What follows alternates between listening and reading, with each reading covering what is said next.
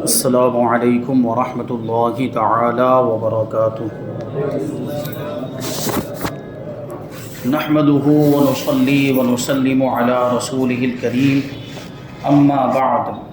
فاعوذ باللہ من الشیطان الرجیم بسم اللہ الرحمن الرحیم ان اللہ وملائکته یصلون علی النبی یا ایہا الذین آمنوا صلوا علیہ وسلموا تسلیما اللہم صل علی سیدنا ومولانا محمد معدن الجود والکرم وآلہ الکرام وابنہ الکریم وبارک وسلم صلاة وسلاما علیک یا رسول اللہ صلی اللہ تعالی علیہ وسلم۔ سورہ بقرہ آیت نمبر 247 کی تفسیر ہے۔ اللہ تبارک و تعالی ارشاد فرماتا ہے وقال لهم نبيهم إن الله قد بعث لكم طالوت ملكا قالوا أنى يكون له الملك علينا ونحن أحق بالملك منه ولم يؤت سعة من المال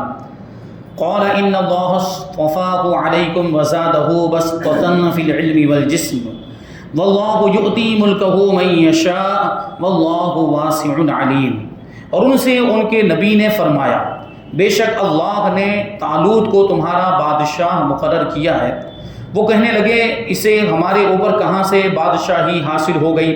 حالانکہ ہم اس سے زیادہ سلطنت کے مستحق ہیں،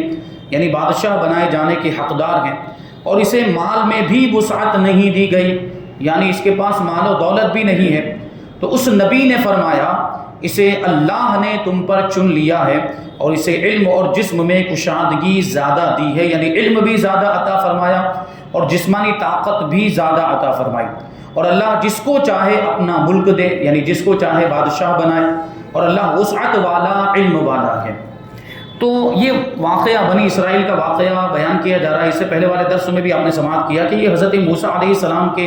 ظاہری دور کے بعد کا واقعہ ہے۔ ایک زمانہ ایسا گزرا کہ جب کوئی نبی دنیا میں موجود نہیں تھے،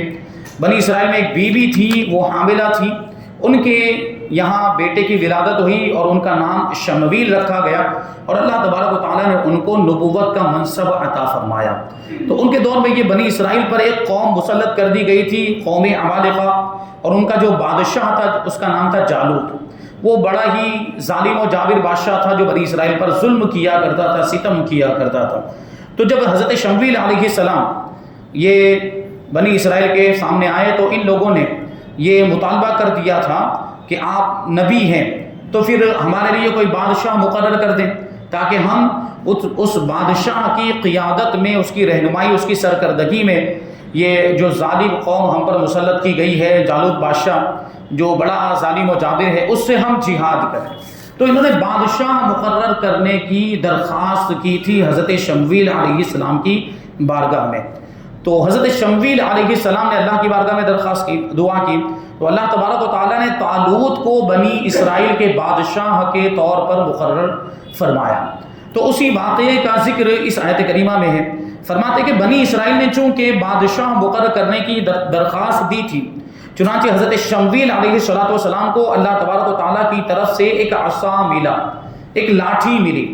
اور بتایا گیا کہ جو شخص تمہاری قوم کا بادشاہ ہوگا اس کا قد اس عصا کے برابر ہوگا، یعنی اس کی ہائٹ اس لاٹھی کے برابر ہوگی۔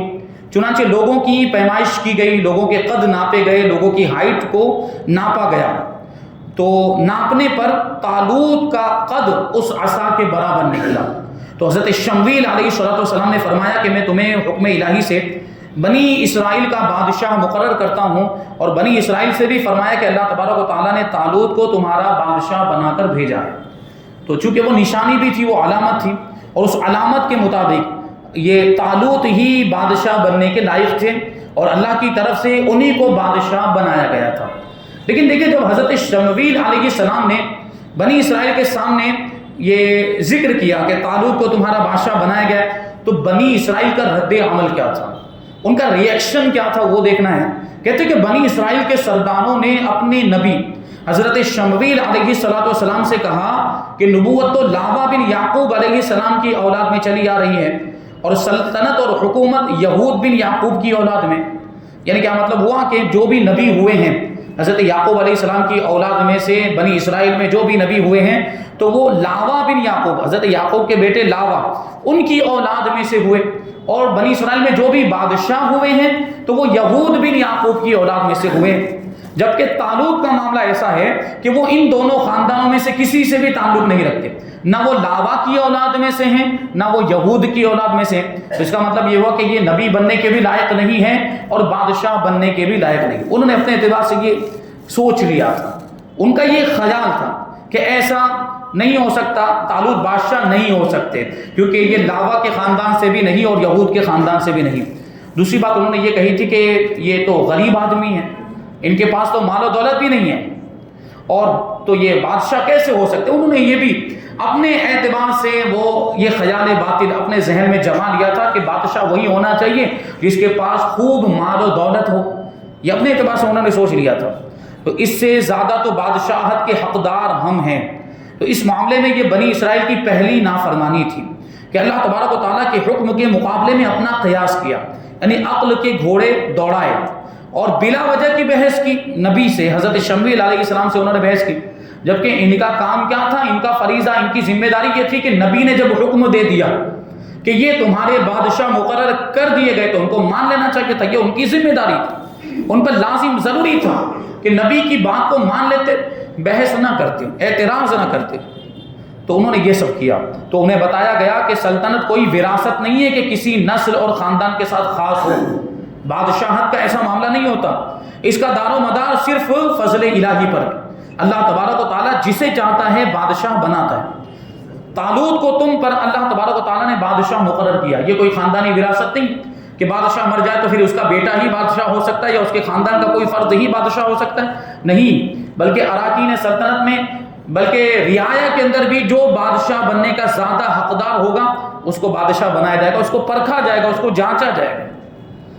کہتے ہیں کہ علم و قوت میں وہ تم سے بڑھ کر، یعنی طالوت کے بارے میں کہا گیا کہ تم مال و دولت کو دیکھ رہے ہو، لیکن دوسری جانب دیکھو کہ ان کو علم کتنا زیادہ عطا کیا گیا، بہت بڑے عالم تھے طالوت، اور جسمانی قوت بھی بہت زیادہ عطا کی گئی تھی، بڑے بہادر تھے، دلیر تھے اور تندرست و توانا تھے۔ تو کہتے ہیں کہ چونکہ علم اور قوت سلطنت کے لیے بڑے معاون ہوتے ہیں، اور طالوت اس زمانے میں تمام بنی اسرائیل سے زیادہ علم رکھتے ہیں اور سب سے زیادہ جسیم اور توانا ہے، یعنی سب سے زیادہ جسمانی طاقت رکھتے ہیں، بہادر بھی ہیں، اسی لیے وہی بادشاہت کے زیادہ حقدار ہیں، بادشاہ بننے کے زیادہ مستحق وہی ہیں۔ اور اللہ تبارک و تعالیٰ جسے چاہے اپنا ملک دے، جسے چاہے بادشاہ بنائے۔ تو اس واقعے سے بہت ساری چیزیں معلوم ہوتی ہیں۔ پہلی چیز یہ معلوم ہوئی کہ حکم الہی کے مقابلے میں اپنے اندازے اور تخمینے قائم کرنا یہ ناجائز ہے۔ اللہ کا حکم تھا، طالوت کو بادشاہ بنا دیا گیا، لیکن انہوں نے اپنے اندازے لگانا شروع کر دیا اور قیاس آرائیاں شروع کر دی تھی۔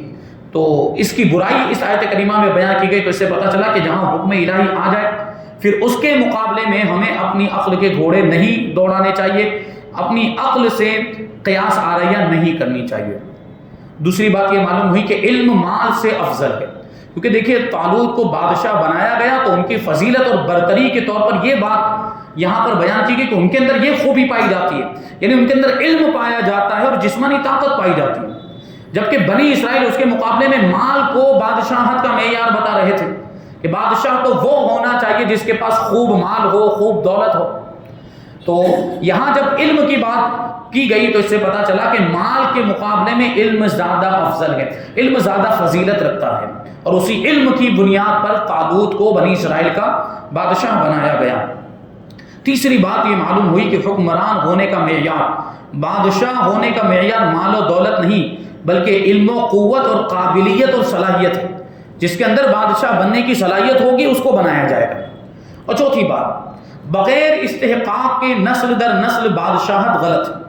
کہ حقدار نہ ہونے کے باوجود بادشاہ کے بیٹے کو بادشاہ بنا دیا جائے، یا جس طرح وراثت ہوتی اس طرح یہ بادشاہت کو بھی نسل در نسل جاری کیا جائے، یہ غلط ہے۔ ہر آدمی کو اس کی صلاحیت پر پرکھا جائے۔ یہاں جسے بادشاہ مقرر کیا گیا اسے قد کے طول یعنی لمبائی کی وجہ سے طالوت کا نام دیا گیا، کیونکہ طالوت جو بنا یہ طول سے بنا ہے، طا واو لام، اور طول کا عربی میں معنی ہوتا ہے لمبائی۔ تو چونکہ ان کی لمبائی ناپی گئی تھی، وہ عصا کو علامت کے طور پر ان کے لیے بھیجا گیا تھا اور ان کے لیے نشانی مقرر کی گئی تھی کہ جس کا قد اور جس کی ہائٹ اس عصا اور لاٹھی کے برابر ہوگی، جو اتنا لمبا ہوگا وہی بادشاہ ہے۔ تو اس لمبائی کی وجہ سے ان کا نام ہی ہو گیا طالوت۔ اور یہ بنیامین بن حضرت یعقوب علیہ السلام کی اولاد میں سے تھے، جیسے ابھی بیان کیا کہ یہ لاوا کی اولاد میں سے بھی نہیں تھے، یہود کی اولاد میں سے بھی نہیں تھے، یہ بنیامین کی اولاد میں سے تھے۔ اب آگے آیت نمبر 248 میں اللہ تبارک و تعالیٰ ارشاد فرماتا ہے وَقَالَ لَهُمْ نَبِيُّهُمْ إِنَّ آیَةَ مُلْكِهِ أَن يَأْتِيَكُمُ التَّابُوتُ فِيهِ سَكِینَةٌ مِّن رَّبِّكُمْ وَبَقِیَّةٌ مِّمَّا تَرَكَ آلُ مُوسَىٰ وَآلُ هَارُونَ تَحْمِلُهُ الْمَلَائِکَةُ إِنَّ فِي ذَلِكَ لَآیَةً لَّکُمْ إِن کُنتُم مُّؤْمِنِینَ۔ اور ان سے ان کے نبی نے فرمایا کہ اس کی بادشاہی کی نشانی یہ ہے کہ تمہارے پاس وہ تابوت آئے گا، وہ صندوق آئے گا جس میں تمہارے رب کی طرف سے دلوں کا چین اور سکون ہے، اور معزز موسیٰ، عزت والے موسیٰ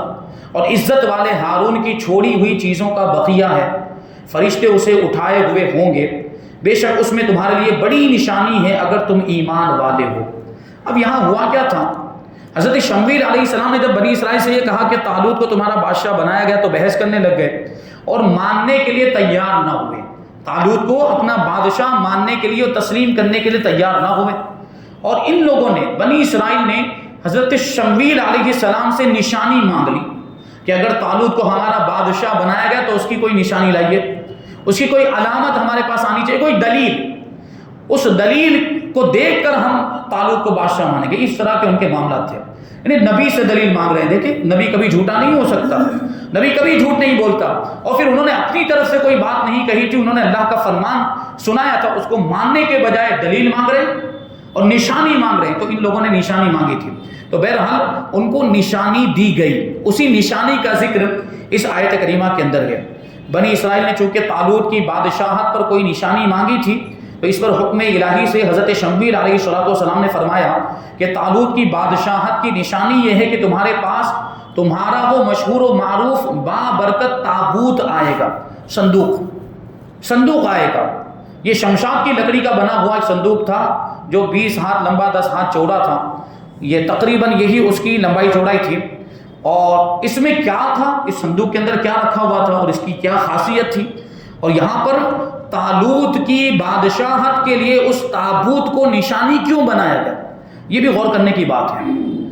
تو فرمایا کہ تمہارے پاس مشہور و معروف برکت والا تابوت آئے گا جس سے تمہیں تسکین ملتی تھی، سکون ملتا تھا، اور جس میں حضرت موسیٰ علیہ السلام اور حضرت ہارون علیہ السلام کے تبرکات تھے۔ یہ بنیادی چیز ہے۔ اس تابوت کے اندر ایسی کیا بات، یہی بات تھی، اس کے اندر یہی خوبی تھی، اور وہ برکت والا بنا کیسے تھا، ورنہ تو لکڑی سے بنا۔ عام طور پر جو لکڑی کی چیزیں ہوتی ہیں، ہر لکڑی کی چیز برکت والی نہیں ہوتی، لیکن اس میں برکت کہاں سے آئی تھی؟ حضرت موسیٰ اور حضرت ہارون علیہ السلام کے تبرکات کی وجہ سے۔ تو تبرکات میں برکت ہوتی ہے، نسبت والی چیزیں۔ دیکھیے یہ اللہ کے نبی حضرت موسیٰ اور حضرت ہارون، تو ان کے تبرکات میں یہ برکت، اور کیسی برکت ابھی آپ اس کو آگے ملاحظہ کریں گے کہ یہ تابوت سکینہ، اس کو تابوت سکینہ کہا جاتا ہے، اور اس کی کیا کیا برکتیں بنی اسرائیل کو حاصل ہوئی اور یہ کیسے بنی اسرائیل تک پہنچا تھا، اس کو دیکھیں گے۔ تو بنیادی طور پر یہ چیز ہے کہ تبرکات میں برکت ہوتی ہے، اور ان سے برکت حاصل کرنا جائز، ان کی تعظیم و توقیر ہم پر لازم ہو، ہمارے لیے واجب الاحترام۔ تو جب سوچیں حضرت موسیٰ اور حضرت ہارون علیہ السلام کے تبرکات میں یہ برکت، تو ہمارے نبی کے تبرکات میں کتنی برکت ہوگی، ہمارے نبی کے جبہ مبارک میں کتنی برکت ہوگی، حضور کے امامہ شریف، حضور کے نالین پاک میں کتنی برکت ہوگی، اور حضور کے منہ مبارک میں کتنی برکت ہوگی۔ تو یہ دلیل ہے ہمارے لیے تبرکات، قرآن کے اندر یہ بیان کیا گیا۔ دلیل مانتے ہیں کہ یہ تم لوگ تبرکات کی زیارت کرتے ہو، بال مبارک کی زیارت کرتے ہو، اس کی دلیل کا قرآن کے اندر دلیل موجود ہے، قرآن میں دلیل موجود ہے۔ تابوت سکینہ میں تھا کیا؟ تبرکات ہی تھے، حضرت ہارون کے اور حضرت موسیٰ کے علیہ السلام۔ تو یہ تابوت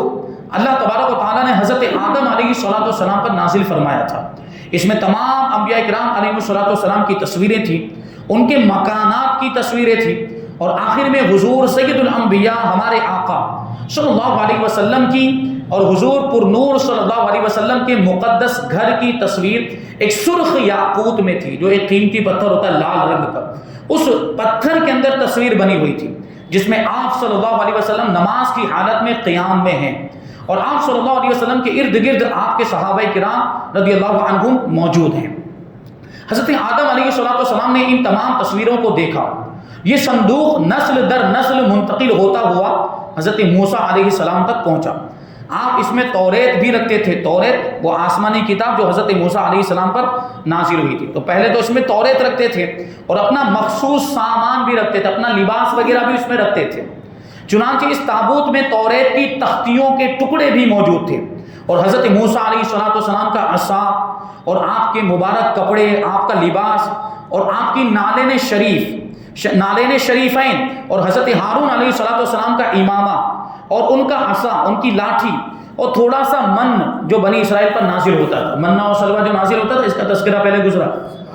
تو یہ ساری چیزیں رکھی تھی کہ اب یہ تبرکات میں لباس بھی آیا، نالین مبارک بھی آئے۔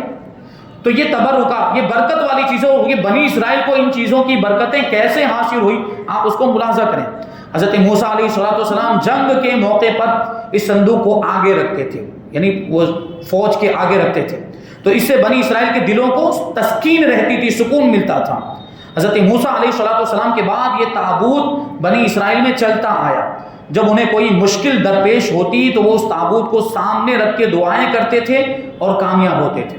ان کی دعائیں قبول ہوتی تھی اس تابوت کی برکت سے۔ میں نے پہلے بھی کہا کہ وہ تابوت تو لکڑی کا بنا ہوا تھا، لکڑی میں کوئی خصوصیت نہیں، اس میں جو تبرکات رکھے ہوئے تھے حضرت موسیٰ اور حضرت ہارون علیہ السلام، یہ اس کی برکت تھی کہ ان کی دعائیں قبول ہوتی تھی۔ تو اگر ہم بھی تبرکات کی زیارت کی محفل منعقد کریں، حضور کے بال مبارک کی محفل، اور اس میں بال مبارک کی زیارت کی جائے اور اس محفل میں دعا کی جائے، تو تبرکات کی برکت سے وہ دعائیں قبول ہوتی ہیں۔ یعنی وہی بات کہ حضرت موسیٰ کے تبرکات اور حضرت ہارون کے تبرکات میں یہ برکت، تو ہمارے نبی تو سید الانبیاء ہے نا، ہمارے نبی تو سردار کائنات ہیں، ہمارے نبی سے تو بڑا مرتبہ کسی کا نہیں، تو ہمارے نبی کے تبرکات میں کتنی برکت ہوگی۔ تو وہ کامیاب ہوتے تھے، اس کے وسیلے سے، وہ تابوت سکینہ کے وسیلے سے دعا کرتے تھے، اور وسیلہ بھی ثابت ہو رہا ہے، یہاں دیکھیں وسیلہ بھی ثابت ہو رہا ہے، تو کامیاب ہوتے تھے۔ دشمنوں کے مقابلے میں اس کی برکت سے فتح پاتے تھے۔ جب بنی اسرائیل کی حالت خراب ہو گئی اور ان کی بدعملی بہت بڑھ گئی، گناہ بہت عام ہو گئے، بے حیائی بہت عام ہو گئی، تو اللہ تبارک و تعالیٰ نے ان پر قوم عمالقہ کو مسلط کر دیا۔ یہ بڑے ظالم و جابر لوگ تھے، تو ان لوگوں نے حملہ کر کے وہ تابوت ان سے چھین لیا، بنی اسرائیل سے چھین کر یہ عمالقہ کے لوگ اس کو لے گئے۔ اب ظاہر سی بات ہے وہ عمالقہ کے جو لوگ تھے وہ کافر تھے، اور وہ اس کا ادب و احترام نہیں جانتے تھے کہ یہ تابوت سکینہ کیا چیز ہے اور اس میں کیسے تبرکات ہیں اور ان کا کیسا ادب ہونا چاہیے تھا، وہ نہیں جانتے تھے۔ تو وہ قوم عمالقہ چھین کر لے گئے اور معاذ اللہ اس کو نجس اور گندے مقامات میں رکھا، جبکہ تبرکات کو کہاں رکھنا چاہیے؟ انتہائی ادب والی جگہ اور صاف ستھری جگہ میں رکھنا چاہیے۔ یہ تبرکات کا ادب ہے، انتہائی صاف ستھری جگہ اور ادب والی جگہ میں رکھنا چاہیے، تو انہوں نے گندی جگہوں میں وہ تابوت سکینہ کو رکھ دیا۔ اب سوچیں کیا ہوا ہوگا جب تبرکات کی بے ادبی ہوئی، تو کہتے ہیں کہ اس کی بے حرمتی کی ان لوگوں نے اور اس کی بے ادبی کی، اور ان گستاخیوں کی وجہ سے عمالقہ کے لوگ طرح طرح کے امراض اور مصیبتوں میں مبتلا ہو گئے، طرح طرح کی بیماریوں میں مبتلا ہو گئے تبرکات کی بے ادبی کرنے کی وجہ سے۔ تو خبردار، ہم بھی کبھی ہرگز بھی، ہم سے بھی، یعنی جان بوجھ کر کوئی بھی سنی مسلمان کبھی بھی کسی تبرک کی بے ادبی نہیں کر سکتا جان بوجھ کر، تو غلطی سے بھی ہم سے کوئی بے ادبی نہیں ہونی چاہیے، ورنہ نقصان اٹھانا پڑ سکتا ہے۔ کیونکہ وہ تبرکات، یا خاص طور پر حضور کے تبرکات کی بات کریں تو جب بھی حضور کے تبرکات کی ہم زیارت کریں تو یہ تصور ہونا چاہیے کہ یہ تبرکات ہیں کس کے؟ یہ تبرکات ان کے ہیں جن کا اللہ کے بعد سب سے بڑا مرتبہ ہے۔ تو یہ تصور ہوگا تو ہم اس کا ویسا ادب و احترام بھی کریں گے۔ تو پاک ستھرے ہو کر طہارت کے ساتھ بالکل اور ادب و احترام کے ساتھ درود شریف پڑھتے ہوئے تبرکات کی زیارت کرنی چاہیے۔ تو دیکھو قوم عمالقہ نے تو تابوت سکینہ کی بے ادبی کی تو طرح طرح کی مصیبتوں میں گرفتار ہو گئے، ان کی 5 بستیاں ہلاک ہو گئی، اور انہیں یقین ہو گیا کہ یہ تابوت کی توہین اور بے ادبی کی وجہ سے یہ بربادی آئی، اور جو تباہ کر دیے گئے وہ تابوت سکینہ کی گستاخی کی وجہ سے، بے حرمتی کی وجہ سے۔ چنانچہ انہوں نے تابوت کو ایک بیل گاڑی پر رکھ کر بیلوں کو چھوڑ دیا، اور فرشتے اسے بنی اسرائیل کے سامنے طالوت کے پاس لائے، اور چونکہ اس تابوت کا آنا بنی اسرائیل کے لیے طالوت کی بادشاہی کی نشانی قرار دیا گیا تھا، لہٰذا بنی اسرائیل نے یہ دیکھ کر طالوت کی بادشاہت کو تسلیم کر لیا اور بلا تاخیر جہاد کے لیے آمادہ ہو گئے، جہاد کے لیے تیار ہو گئے، کیونکہ تابوت کے آنے سے انہیں اپنی فتح کا یقین ہو گیا۔ انہوں نے نشانی مانگی تھی اور یہ نشانی ان کو دے دی گئی، تو اب ان کو طالوت کی بادشاہت کا یقین ہو گیا۔ طالوت نے بنی اسرائیل میں سے 70,000 جوان اور بہادر منتخب کیے جہاد کرنے کے لیے، جن میں حضرت داؤد علیہ السلام بھی تھے۔ اس واقعے سے کئی مسائل معلوم ہوئے۔ پہلا مسئلہ کہ بزرگوں کے تبرکات کا اعزاز اور احترام لازم ہے، بزرگوں کے تبرکات کا ادب و احترام لازم ہے، اور ان کی برکت سے دعائیں قبول ہوتی ہیں اور حاجتیں پوری ہوتی ہیں۔ دوسری بات یہ معلوم ہوئی کہ تبرکات کی تعظیم گزشتہ انبیاء کرام علیہ السلام سے چلتی آ رہی ہے، تو یہ کوئی شرک نہیں ہے، کوئی بدعت نہیں جو شرک و بدعت کے فتوے لگائے جاتے ہیں، اور اگر اس پر شرک و بدعت کے فتوے لگائیں تو پھر اگلے انبیاء کرام پر بھی شرک و بدعت کے فتوے لگانے چاہیے، اور وہ مشرک ہو ہی نہیں سکتے، نبی کبھی مشرک نہیں ہو سکتا۔ تو یہ تو قرآن سے ثابت ہو رہا ہے ہمارا عقیدہ۔ سورہ یوسف میں بھی حضرت یوسف علیہ السلام کے کرتے کی برکت سے حضرت یعقوب علیہ السلام کی آنکھوں کی روشنی درست ہونے کا واقعہ وہاں پہ مذکور ہے۔ انشاءاللہ پھر کبھی اس کو تفصیل سے شامل کریں گے کہ حضرت یوسف علیہ السلام کا وہ کرتا قمیص حضرت یعقوب علیہ السلام کی آنکھ مبارک پر، چہرے مبارک پر ڈالا گیا تو ان کی آنکھوں کی جو روشنی چلی گئی تھی وہ اس کرتے کی برکت سے واپس آ گئی۔ تو حضرت یوسف علیہ السلام کے کرتے میں یہ برکت ہے، تو ہمارے نبی کے کرتے میں کتنی برکت ہو؟ تیسری بات، تبرکات کی بے ادبی اور گستاخی گمراہ لوگوں کا طریقہ ہے۔ عمالقہ گمراہ تھے، انہوں نے یہ بے ادبی کی تھی اور یہ بربادی کا سبب ہے، کیونکہ وہ بھی برباد ہو گئے تھے بے ادبی اور بے حرمتی کرنے کی وجہ سے۔ تو جو گستاخیاں کرتے ہیں، جو تبرکات کی بے ادبی کرتے ہیں، ان کو اپنے انجام کے بارے میں سوچنا چاہیے کہ ان کو کیسا نقصان اٹھانا پڑ سکتا ہے۔ چوتھی بات کہ جب تبرکات کی گستاخی، گمراہی اور تباہی ہے تو جن ہستیوں کے تبرکات ہوں ان کی بے ادبی اور گستاخی کس قدر سنگین اور خطرناک ہوگی۔ یعنی دیکھو، انہیں تبرکات کی بے ادبی کی تھی تو ان کا انجام یہ ہوا، اور تبرکات والوں کی اگر بے ادبی کرے تو پھر کیا انجام ہوگا؟ اللہ تبارک و تعالیٰ کے پیاروں سے نسبت رکھنے والی ہر چیز بابرکت ہوتی ہے۔ جیسے تابوت میں حضرت موسیٰ علیہ السلام کے نالین شریفے، یعنی پاؤں میں پہننے کے جوڑے، جوتے بھی برکت کا ذریعہ تھے۔ یاد رہے کہ مذکورہ بالا تابوت میں انبیاء کرام علیہ السلام کی جو تصویریں تھیں، یہ سوال آپ کے ذہن میں آ سکتا ہے کہ تصویر بنانا جائز نہیں ہے،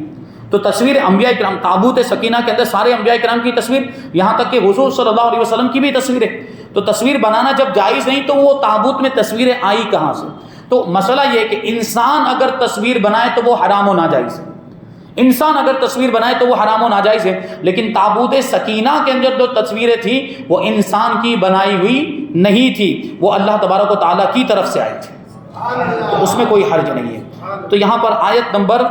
248 کی تفسیر مکمل ہوئی انشاءاللہ تبارک و تعالیٰ۔ آیت نمبر 249 کی تفسیر ہم آئندہ درس میں شامل کریں گے۔ اللہ تبارک و تعالیٰ کی بارگاہ میں دعا ہے کہ جو کچھ بھی بیان ہوا اس پر ہم سب کو عمل کرنے کی توفیق عطا فرمائے، اور نور قرآن سے ہم سب کے دلوں کو روشن اور منور فرمائے۔ وما علینا الا البلاغ۔ الفاتحہ۔